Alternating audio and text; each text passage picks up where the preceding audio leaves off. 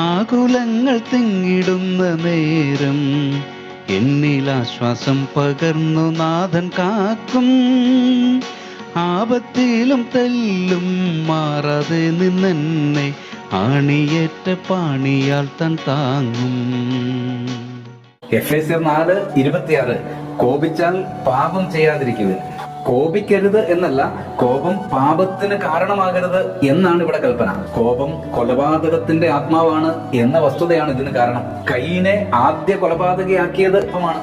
നിഷ്കളങ്കനായ ദാവീദിനെ കൊല്ലാൻ ശൗലിനെ പ്രേരിപ്പിച്ചതും കോപം. ഇസ്രായേലിനോടുള്ള കോപം അവരുടെ ആൺകുഞ്ഞുങ്ങളെ കൊന്നുകൊണ്ടാണ് ഫറവോൻ തീർത്തത്. 2 വയസ്സിന് താഴെയുള്ള 100 കണക്കിന് പൈതങ്ങളുടെ മരണമായിരുന്നു ഹെരോദാവിന്റെ കഠിന കോപത്തിന്റെ ഫലം. പ്രിയരെ, ഇത്ര അപകടകാരിയായ കോപം നമ്മെ നിയന്ത്രിക്കുവാൻ സംഗതിയാകാതിരിക്കട്ടെ. പ്രാർത്ഥിക്കാം.